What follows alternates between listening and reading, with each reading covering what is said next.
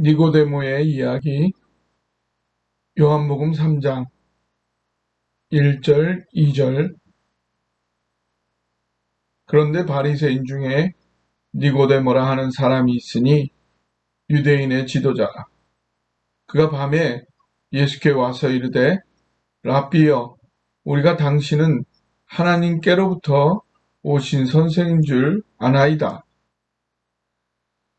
하나님이 함께 하시지 아니하시면 당신이 행하시는 이 표적을 아무도 할 수 없음이니이다. 이제 몇 주간 요한복음 3장에 나오는 니고데모라는 인물에 대한 그 인물의 이야기를 함께 나누어 보기를 원합니다. 니고데모는 그 이름 자체가 사람들의 정복자란 뜻입니다.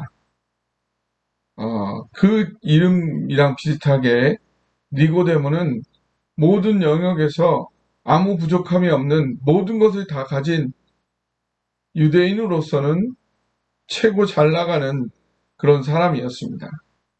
그는 첫 번째 바리새인이었습니다. 바리새인들은 율법을 철저하게 지키는 최고의 신앙인들이었습니다. 그리고 민족 지도자들이었고요. 그래서 이들이 어디를 가든지 유대인들은 가장 신앙이 좋은 자신의 민족의 지도자와 같이 존경하는 그러한 사람들이었습니다. 또한 니고데모는 유대인의 지도자였어요. 이 말의 뜻은 그 당시에 로마가 이 팔레스타인을 통치하는 로마의 식민지였지만 그럼에도 불구하고 유대인들 스스로가 어느 정도 자치적인 정치를 할 수 있도록 백성들의 대표 72명을 뽑아 만든 사내들인 공회가 있었는데 그 공회의 일원이었던 것입니다. 72명 중에 한 사람이었던 거죠. 우리나라로 지금 치자면 국회의원이라고 할 수 있을까요? 국회의원은 우리는 4년마다 바뀌지만 이 당시에 사내들인 공회 회원들은 평생 동안 그 일을 했고 또 다음에 그 자기 자녀들에게도 그 직위를 넘겨줄 수가 있었습니다. 미국의 상원의원 정도 되는 그거보다도 더 어쩌면은 권력이 있는 그런 유대인들이었던 것입니다. 그 지도자 중에 한 사람이 니고데모였다. 그 다음에 그는 이스라엘의 선생이었습니다. 랍비라고 하는 거죠. 랍비들은 성경의 지식이 풍부하고 성경을 처음부터 끝까지 완전히 외우기도 하고 익히고 있었기 때문에 랍비들은 성경의 의미를 해석할 수 있는 권한을 가진 유대교적으로는 굉장히 학식이 있는 율법에 대한 학식이 있는 그런 지식인들이었습니다. 니고데모가 바로 그런 랍비 중에 하나였던 겁니다. 또한 예수님이 십자가에 돌아가셨을 때 니고데모는 모략과 침향을 섞은 것을 100리트라를 가지고 옵니다. 그 100리트라는 한 34kg 정도 되는 겁니다. 그러면 이 34kg이면 이게 한 있던만한 그 항아리에 모략과 침향, 향수를 담아갖고 오는 거죠. 보통 그 막달라 마리아가 예수님의 머리에 부은 그 향유 옥합을 깨뜨려서 부은 그것이 한 500g이라고 치자면 그게 결혼 자금이었으니까 최소한으로 치더라도 그게 한 2천만 원. 그럼 2kg이면 4천만 원.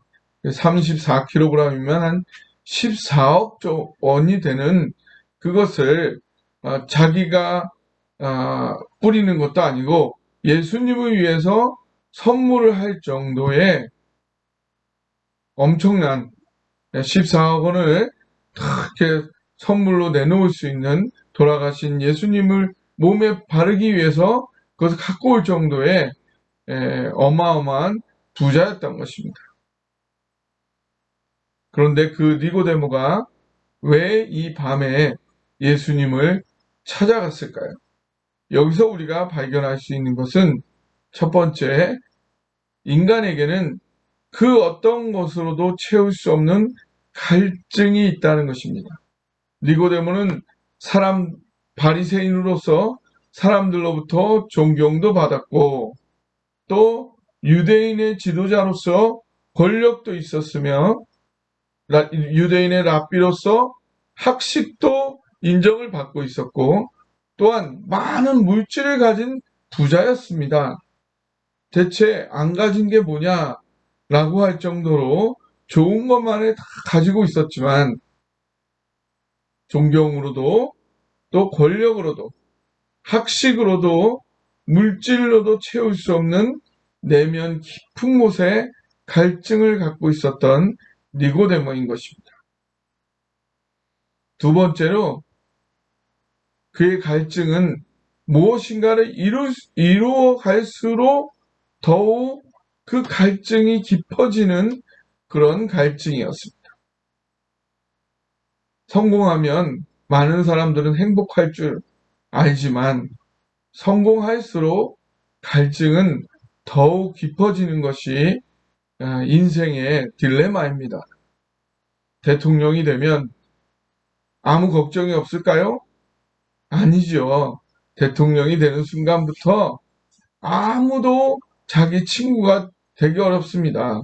모두가 나에게 도움을 요청하고 있고 그 한 사람 한 사람을 경계해야 되는 그런 위치죠. 대통령이 돼서 행복하다는 것보다는 오히려 대통령이 돼서 마음고생하고 더 힘들고 더 불행해지는 경우도 많이 있을 수 있습니다. 또한 우리 아이돌을 생각해 볼까요? 우리나라에 K-팝 아이돌이 많이 있는데 아이돌도 1등을 하긴 너무 힘든데 1등을 하고 나면 모두 문제가 해결될까요?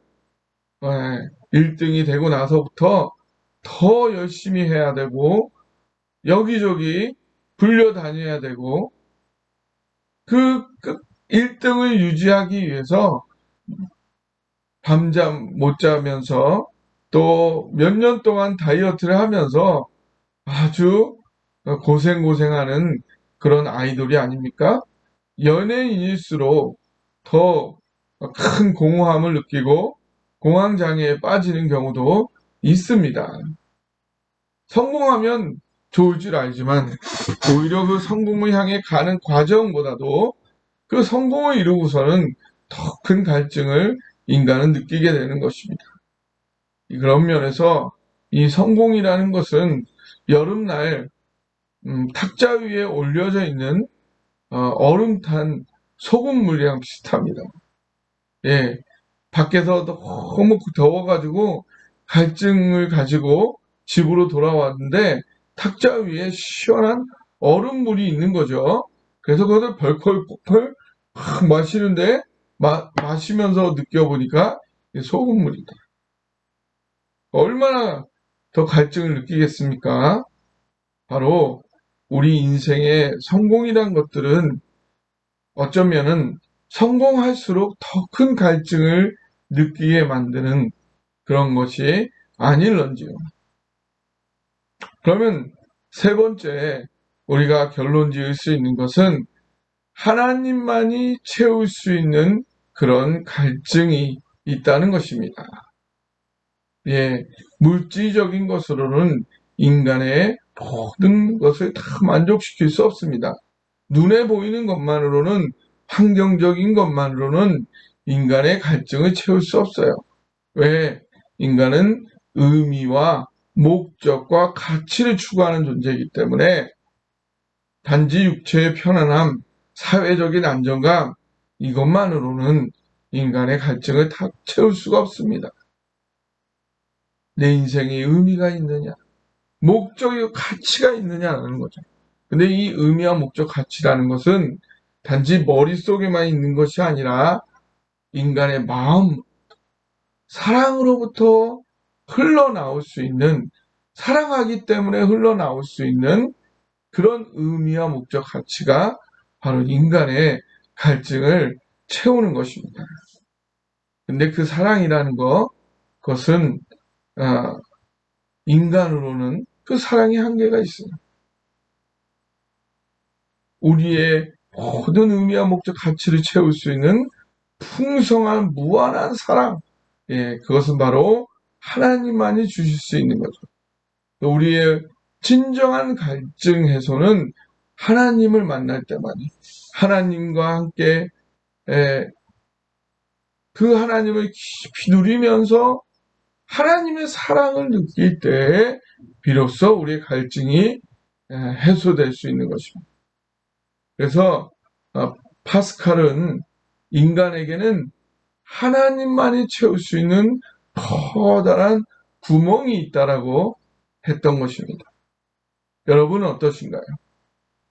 여러분은 지금도 이것만 이루면 내가 만족한 삶을 살 수 있다라고 생각하시면서 그 성공을 향해 갈증을 가지고 전신전력 달려가고 있지는 않습니까? 그러나 그 성공이 과연 갈증을 해소해 줄 수 있을까요? 여러분의 진정한 만족과 행복으로 이끌어갈 수 있을까요? 오늘 봤을 때 니고데모는 존경으로도, 권력으로도, 학식으로도, 물질로도 그 갈증을 채울 수가 없었습니다. 그렇습니다. 우리의 갈증을 채울 수 있는 것은 오로지 무한한 사랑으로 우리를 품어주시는 그 하나님의 사랑만이 나의 갈증을 채울 수 있는 것입니다.